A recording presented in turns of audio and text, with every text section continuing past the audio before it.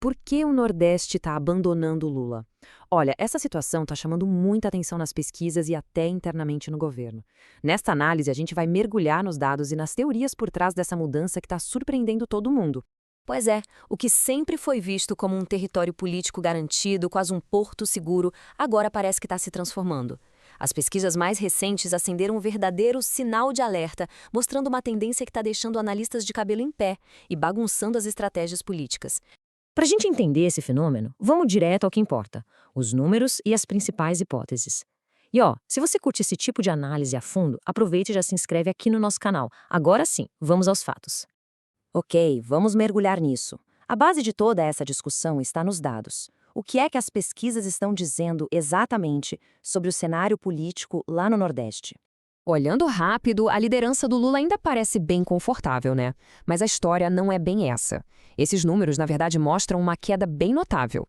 Pensa só, em 2022, ele conseguiu cerca de 65% dos votos na região. Agora, seu melhor resultado nas pesquisas mal encosta nos 60%, o que mostra um recuo bem claro. E aqui a coisa fica ainda mais interessante. Segundo a fonte, Flávio Bolsonaro aparece hoje nas pesquisas com números consistentemente mais fortes do que o pai dele, Jair Bolsonaro, teve na eleição de 2022. Isso é um sinal de que não se trata apenas de uma queda de um lado, mas de um crescimento consistente do outro.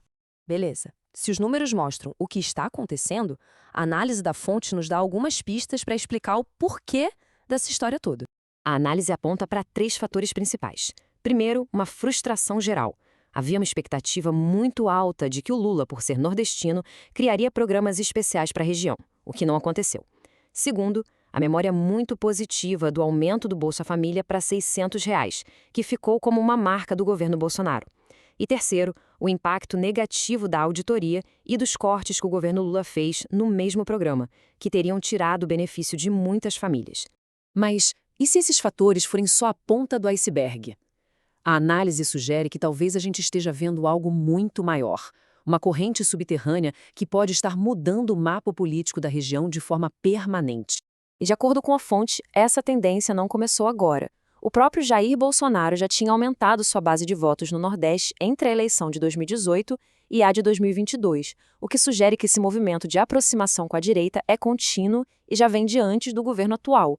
E essa frase aqui é um soco no estômago, porque ela ilustra perfeitamente a tese central da fonte, a de que não se trata de um descontentamento passageiro, mas sim de uma mudança ideológica de longo prazo, talvez, como diz aí, até irreversível na região. A explicação para essa virada, segundo a análise, está na combinação de tecnologia e demografia.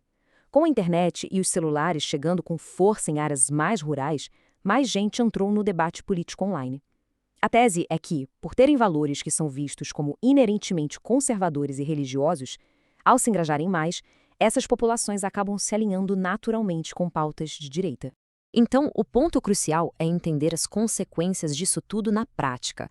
O que essa mudança no Nordeste significa para o governo atual e para o futuro do xadrez político do país.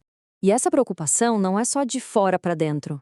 A fonte chega a citar que pesquisas internas do próprio partido de Lula já mostram um risco real na Bahia, um estado que foi absolutamente fundamental para a eleição dele, dando quase 70% dos votos. Imagina o tamanho do problema. Isso cria um problema estratégico gigantesco. O Nordeste sempre foi aquela fortaleza eleitoral que compensava dificuldades em outras regiões. Era o colchão de votos.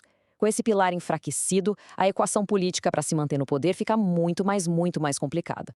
No final das contas, os dados e a análise que a gente viu deixam uma pergunta fundamental no ar. Será que estamos vendo apenas uma reação momentânea, o mau humor do eleitor com as circunstâncias atuais, ou estamos testemunhando um começo de uma transformação duradoura no cenário político brasileiro? A resposta para isso vai definir os rumos do país nos próximos anos.